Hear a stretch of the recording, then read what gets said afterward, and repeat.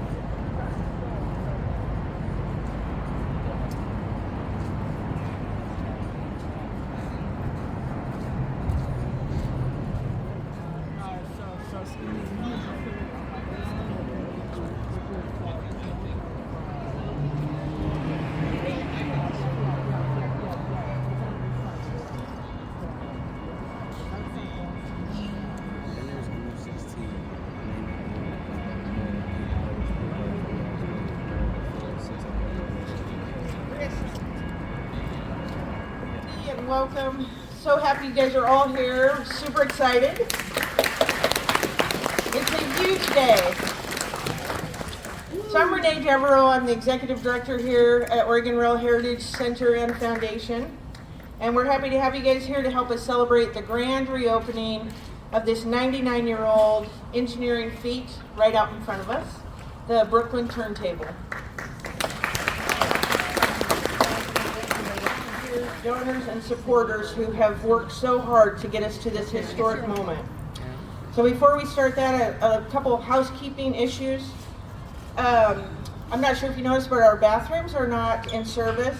Sadly, we had a little plumbing issue.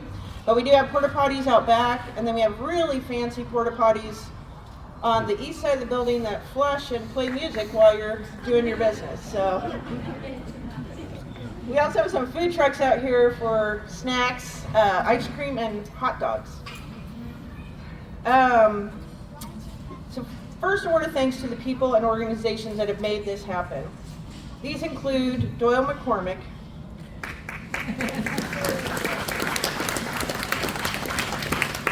I don't think Doyle's here today. He was here with us last night, but he's the guy with the vision. He's the one that convinced Union Pacific to give us the turntable, and he led the restoration efforts. So we're continually grateful to Doyle and his vision. I also want to say a gigantic thank you to the volunteers who have put in literally thousands of hours over 5 years to restore the turntable and put it back into operation. Yes. Really not enough can be said about this group of people. I'm lucky enough that I get to work with them every day, and they do inspire and amaze me with their commitment and passion to rail history and what they work to do to provide this entertainment and history and education for everybody here. So also we had a lot of contractors who helped us. Some of them did some really heavy lifting on this. The first of those would be the design team, And the design team we had for the turntable was the same design team we had for the building. So that would include Hannah Berry Eddy, they're the architects, KPFF and Geodesign on structural engineering, Resolve Architecture for interpretive design, Shields, Oblitz, Johnson for project managers, Petrochem, who sandblasted and painted the bridge, Rhino Welding, who did the welding repairs on the bridge, Omega Morgan, they were the construction crew. Yay. Yes. Everett Engineering, they helped with the installation of the turntable and a lot of other really important pieces. HDR for mechanical and electrical engineering. The Rick Franklin Corporation for excavation, along with so much more. Albany and Eastern Railroad for the rail crew, and again, so much more.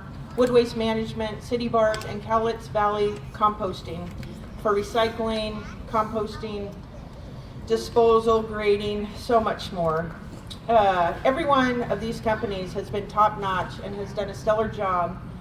Their employees, some of who are here today with us, went above and beyond to get the job done and to the highest standards. We could not have asked for a better team. So, fantastic.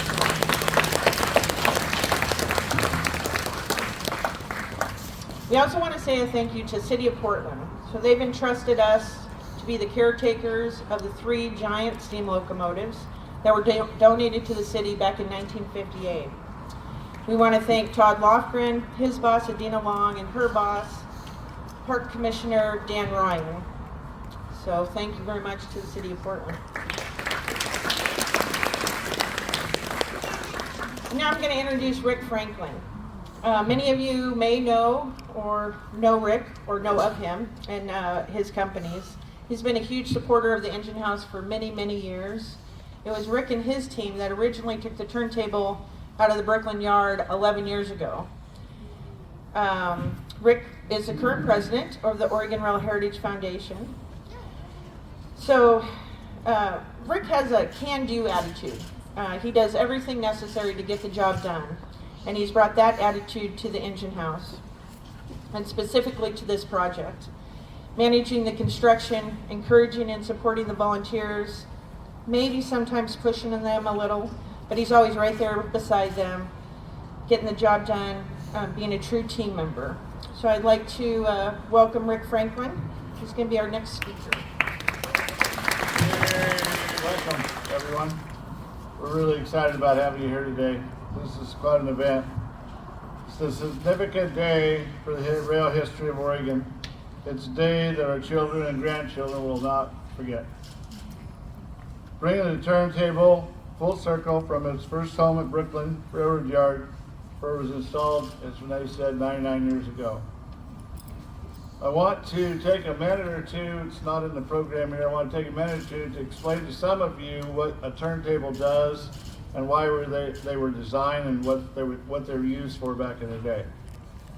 The turntable, as you see behind us, is where Brooklyn was. This is the Brooklyn turntable here, and it services all those tracks going into that table to turn these steam locomotives around. Most people don't understand this, but steam locomotives do not like to pull backwards. They only pull forwards. So when you come into town with a train and you want to take that train out, another train back out, you need to turn that locomotive around. That's what these turntables were built for. That was at the end of the maintenance shop, so they could take these locomotives in to maintain them and repair them.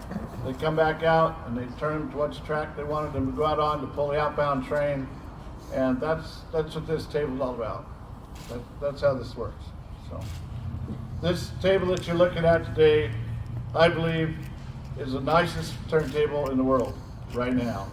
I don't believe there's anything else nicer, nothing else bigger, and this table is just beginning to come into operation today. You'll get to see this table move here in a few minutes. Like Renee said, we couldn't do this without donors and sponsors. They made the restoration in this world-class turntable possible.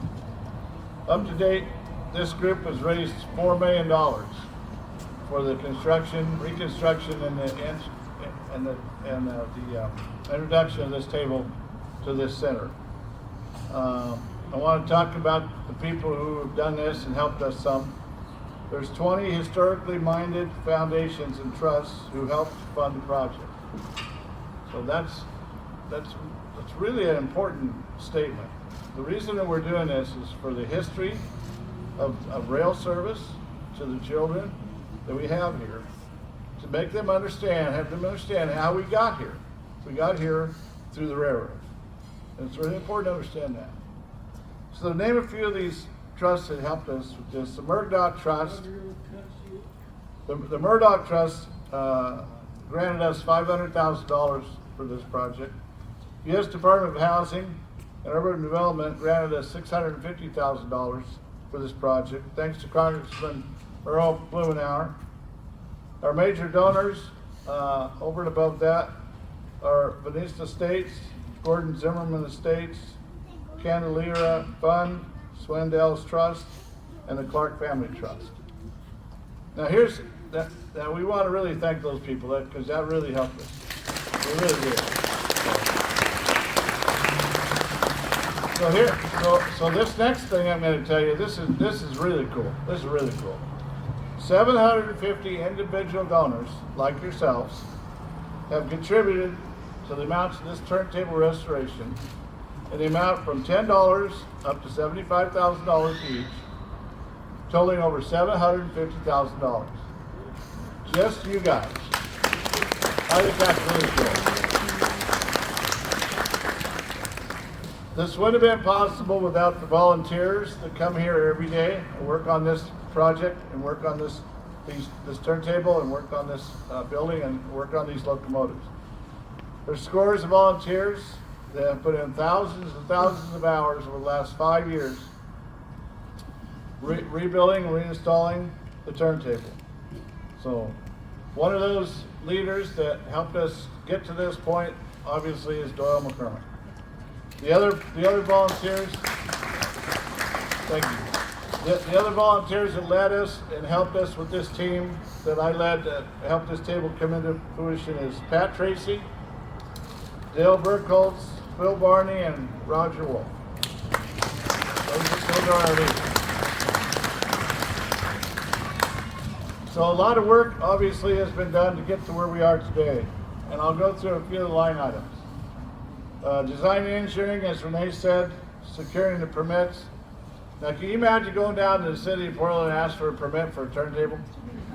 They don't have a matrix like that. So we had to work all the way through that. Figure out how to get a permit to put this in. We restored the turntable bridge, moved the rust, cut out the worn parts, fabricated and installed replacements, sandblasted and painted it. So, got new motors and truck frames to propel the turntable on its track that you'll see out here.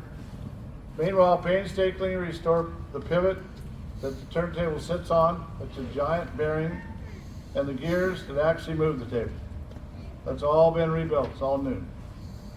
Bringing in 480 volt power to the turntable through a central heart. That's the piece right over the top of the locomotive there. Our company, Rick Franklin Corporation, excavated the pit. We dug it 14 feet deep. It's 110 feet in diameter. We recycled the spoils that come out of there, and we crushed the concrete and reused the concrete. We drove 73 piling in this event. The deepest piling is 103 feet deep. So this table is very stable, as you can tell. We built the forms and poured the concrete and covered the pit and bed with gravel for the management of stormwater. So, we installed a new switch out here on the north end of the building. We laid new track along the building, and that leads onto the table. That's the track that you see that's leading onto the table now where the locomotive is. We put new rail on the table. All the wood on that table is eco-friendly wood. It is not creosote. It's built to not leach into the water at all. We built a historic, accurate replica of the operator shack. When you guys get a minute, you ought to look at that. It's just exactly the way it was built 100 years ago. Just exactly the way it was built. It's really cool. We cleared the rail yard out back. We've done necessary items, laid 3 spider tracks. So now we can turn this table around. We can run equipment out on those spider tracks for storage and for maintenance and repair. So those are some of the highlights that we've completed up to date. Now, for your guys' event today, we have the flagpoles to put up, we have lighting, and the railroad artifacts, interpretive exhibits, and we need to raise some more funds for that. So I'm going to ask you guys to help us. This isn't very comfortable for me because I'm usually the one writing the checks, so I'm usually not asking for money. I'm going to ask you guys to help us finish up this project with some donations to this center to finish this turntable. I'd really appreciate that. So, and I'm just about done. Special thanks go to the acknowledgement of Doyle McCormick. Doyle couldn't be here with us today. He was here last night. I got him to speak last night a little bit. He did get a preview of the test run. He actually ran the table last night with the locomotive on it. He had a grin that spanned the entire sky of Portland, went from side to side. Doyle is a legend amongst us. Doyle McCormick came to Portland in 1974 to restore the 4449 with his lovely wife Lori. They ran this locomotive around the country as an American Freedom Train, you see right here, for 2 years, nearly 2 years. This locomotive ran. So they brought it back to Portland, and they just couldn't live without it. So they moved to Portland, and they kept the 49 going. Along the way, conceived the thoughts of founding the Oregon Rail Heritage Foundation and led it as its president for 15 years. Contributions to rail history like this are legendary and recognized worldwide. Doyle has a vision to rescue this turntable, secure its donations to ORHF, pushed and led its restoration. Let's have a round of applause for Doyle McCormick.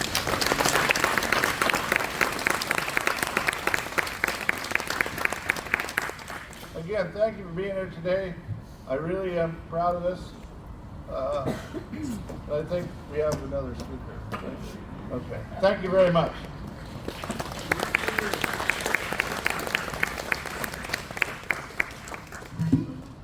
Thank you guys. Thank you, Rick. Before I introduce the next speaker, I do want to offer a special thanks to Mike Lindbergh. So Mike planned to join us today, but he came down with a surprise bout of appendicitis, so he had to have emergency surgery last night and couldn't make it. But Mike has been a big supporter of the Oregon Rail Heritage Center in this project.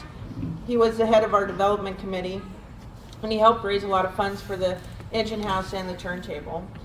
Mike also has had his fingers in more civic projects that we can count since leaving City Council back in 1996, and we do wish him a speedy recovery.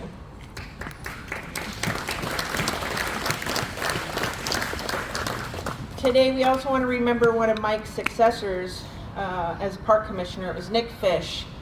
So Nick left us way too soon in 2020, but he had a great love for these locomotives, was a huge supporter of us, and we do cherish his memories. So for our next speaker, we're very fortunate to be joined by Rick Gustafson. Rick conceived and built the Portland streetcar and many streetcar systems around the cities in the country. Rick was a force behind many, many civic projects, and one of these projects was Oregon Rail Heritage Center. Rick has been absolutely indispensable in getting the center funded. He hasn't gotten the attention that he deserves all these years. He helped us run interference for the nonprofit with City Hall, and he came away with $1 million loan from the City of Portland for us, which helped get the building done. His firm managed the design and construction of the building and also the initial part of the turntable, and Rick oversaw all of this pro bono. He's kept an eye on us and helped out in a variety of ways time and again. We are in Rick's big debt, big time. We thank you very much, Mr. Gustafson. And with that, I turn it over to you, sir. This is just awesome. I can't even describe the project. Heard from Doyle a long time ago about the importance of this, and our firm, Shields, Oblitz, Johnson, is deeply involved in light rail and streetcar. Over really since I was involved. I ran for the legislature in 1974 for the Oregon House on the primary theme of bringing rail back to Oregon, and managed to get elected. Worked on the first light rail line in Portland as the Metro executive, and then joined Shields, Oblitz, Johnson as a partner. And we, 2008, we were approached by Doyle, McCormick, to help him find a permanent home for the 4449. And I was very excited about that, because I have a lifetime career at Oaks Park also, where when I was skating there, the 4449 was very much available to us on the tracks at Oaks Park. And it moved from place to place.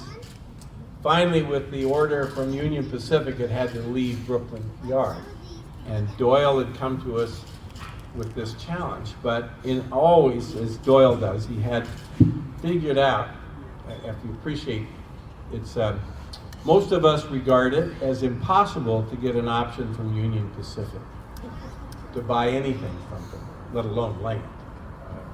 And Doyle already had the option available, and I thought, oh my goodness, that's a very good idea. So we helped them organize their effort, recognizing the vision was much bigger, included a lot more. But the home for 4449 and 700 became the theme. And we went, not surprisingly, to Nick Fish, who was on board fully, more than on board, and helped arrange a loan so that the Rail Heritage Foundation could buy the land. The only problem was it wasn't really the land we used for this place. That was needed thanks to Tuck Wilson and TriMet. They had a little project going on down here also called the Max Light Rail and the Orange Line. And they needed the land in order to create the cooperative relationship with Oregon Pacific Railroad. And we all collaborated with the Rail Heritage Foundation owning the land. We swapped land with TriMet, and then TriMet helped us build the facility here and back this fully. It's just, well, it's a great story, amazing story. Mike Lindbergh is a real hero to me. Doyle is a real hero to me. People who were very dedicated to these kinds of visions that we enjoy almost always. And the other person two people I want to recognize is Bill Phelan, who really led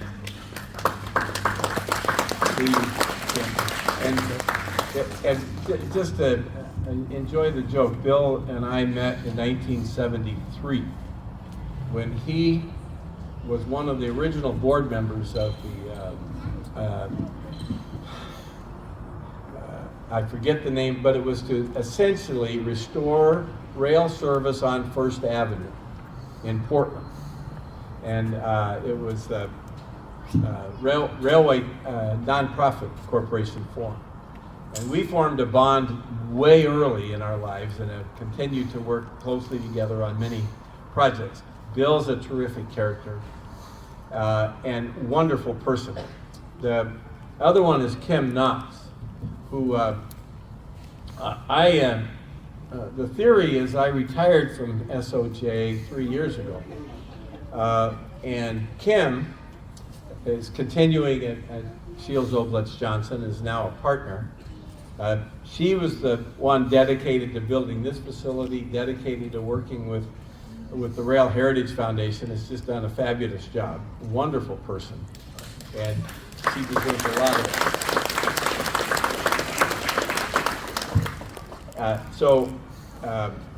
I'm just pleased to be able to give you some background on the things we did and what pride we all that run from Lake Oswego to South Waterfront to Battery.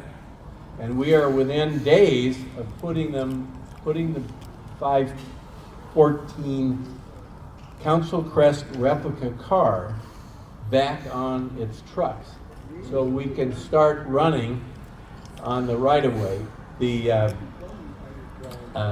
battery-powered vintage trolley for the Willamette shoreline.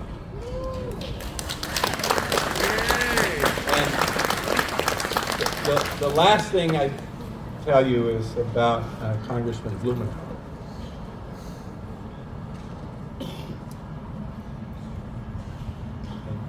You have to endure me because Earl and I hosted political night at Centennial High School in 1964.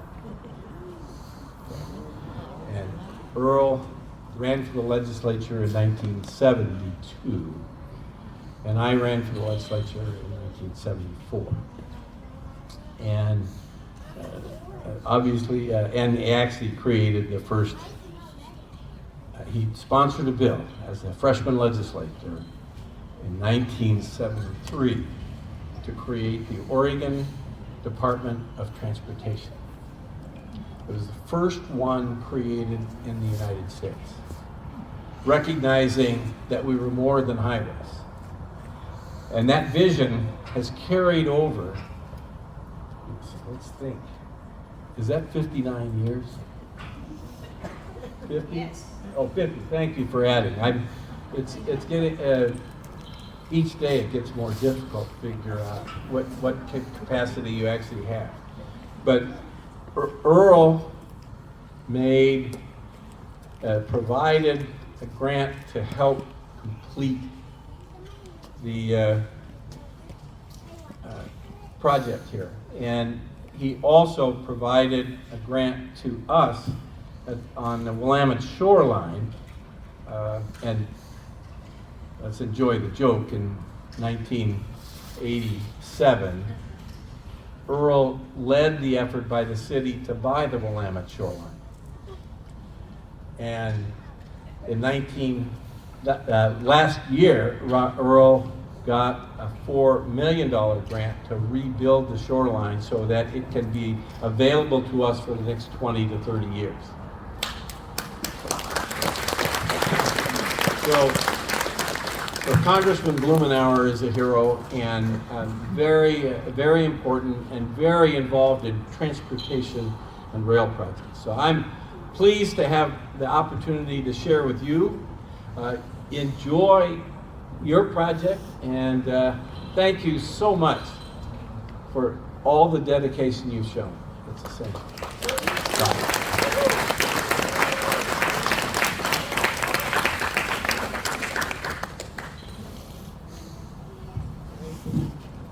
So thank you to Rick. And now let's celebrate. So if you guys all want to head outside, we're going to do a